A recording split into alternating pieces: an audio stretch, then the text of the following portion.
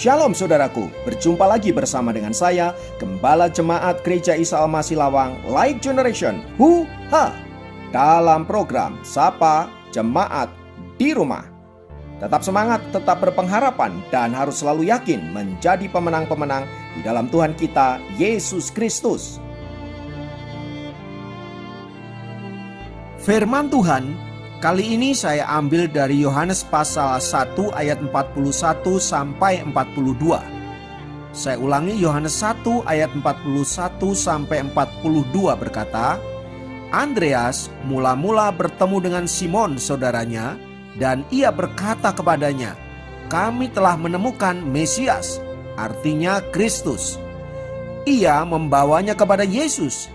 Yesus memandang dia dan berkata, engkau Simon anak Yohanes, engkau akan dinamakan Kefas, yang artinya Petrus.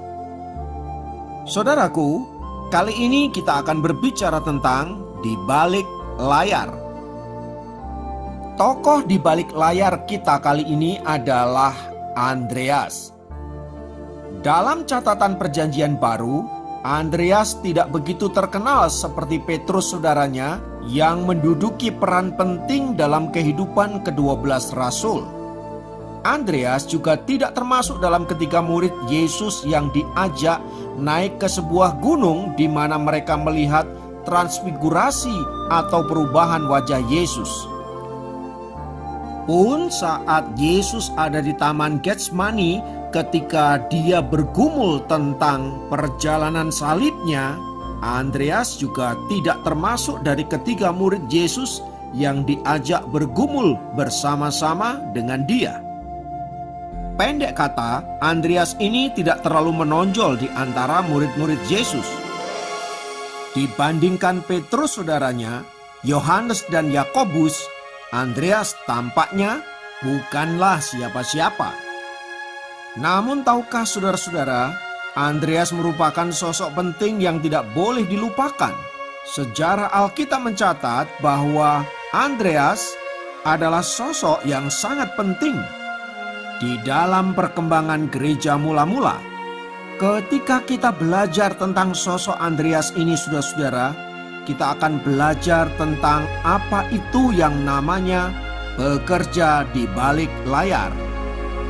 Lewat sosok Andreas, kita akan ditolong bagaimana mengatasi rasa tidak berarti karena tidak mempunyai kedudukan penting yang dapat dilihat atau dikenal oleh orang lain.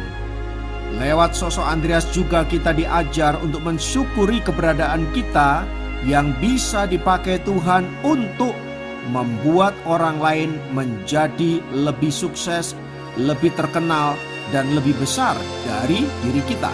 Ketika kita mengenal siapa sosok Andreas, maka kita akan berhenti merasa tidak berarti hanya karena kita tidak terkenal seperti orang lain, tidak sukses seperti orang lain, tidak besar seperti orang lain, yang mungkin dikaruniai Tuhan dengan segudang kemampuan dan talenta-talenta. Kita belajar untuk tidak berkecil hati. Ketika orang lain, mungkin itu teman kita, saudara kita, atau siapapun, lebih terkenal, lebih sukses, lebih hebat dari diri kita.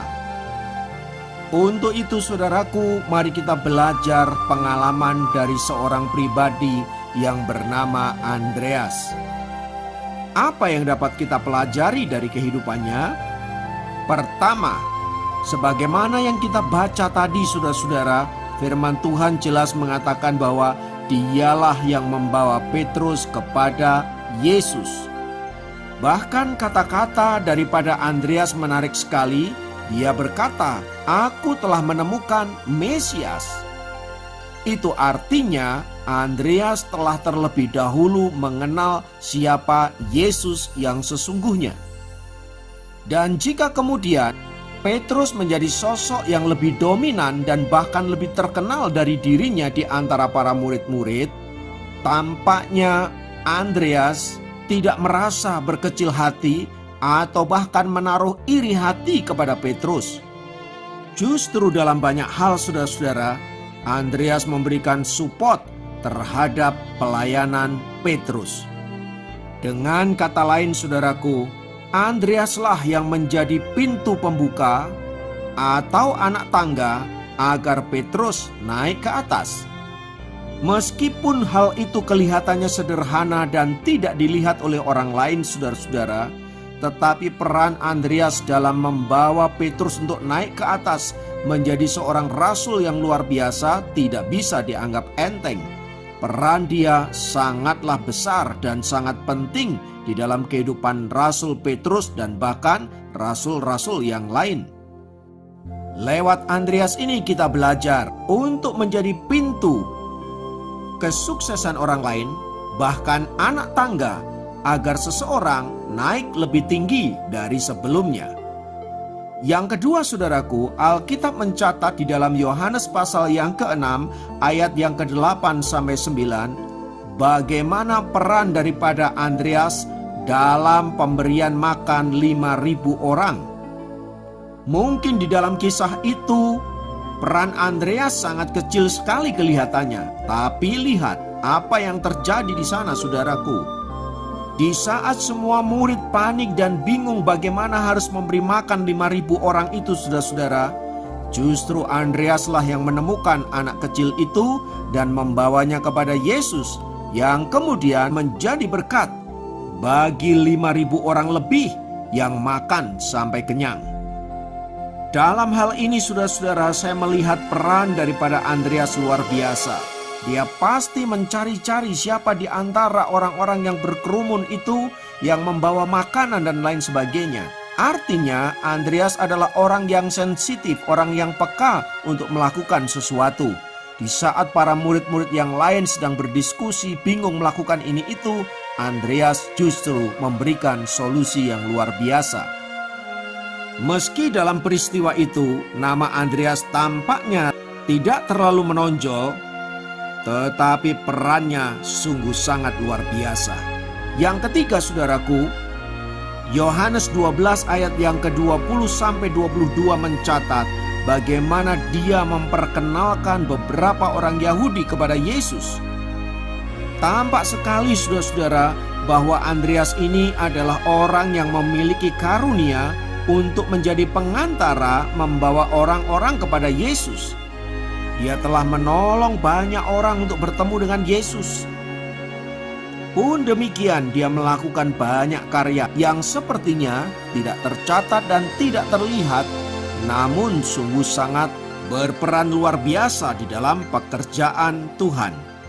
Jadi saudara-saudara, tak berlebihan bila saya menyebut bahwa Andreas adalah pemain di balik layar. Untuk posisi ini saudaraku, ada banyak orang yang tidak mau melakukannya. Semua orang hari-hari ini pengen menjadi besar, pengen menjadi sukses, pengen menjadi yang tertinggi, yang terhormat dan yang lain. Tetapi Andreas tidak demikian saudara-saudara. Dia memilih untuk tidak terlihat, dia memilih untuk tidak tampil, tetapi justru dia bekerja secara luar biasa dan membuat segala sesuatunya tampak baik-baik saja. Belajar dari seorang Andreas ini mengajarkan kita untuk tahu posisi dan kapasitas kita masing-masing.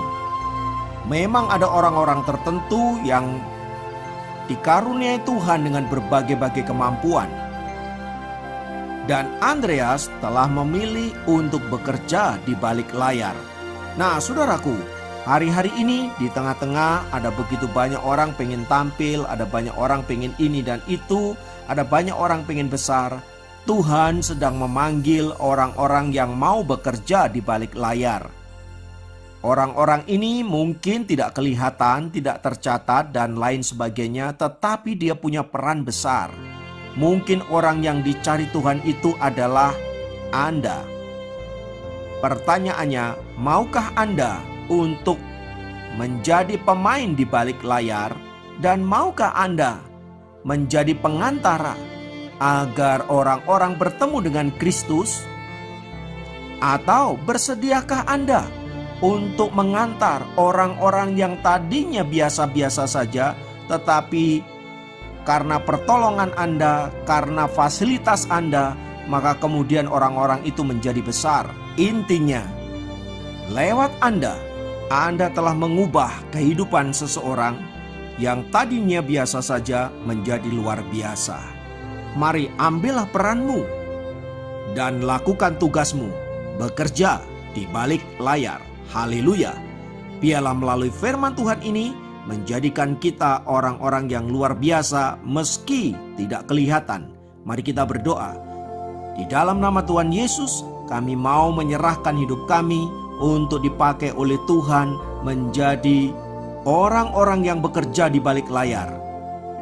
Kiranya lewat peran kami membawa orang-orang tertentu untuk menjadi luar biasa di dalam Tuhan. Terima kasih Bapa, kiranya Engkau senantiasa menguatkan dan meneguhkan kami untuk mengambil bagian yang harus kami lakukan. Terpujilah namamu kekal selama-lamanya. Dalam nama Yesus kami berdoa. Haleluya. Amin. Demikian program Sahabat Jemaat kali ini. Sampai jumpa dalam program Sahabat Jemaat yang lain. Tuhan Yesus memberkati.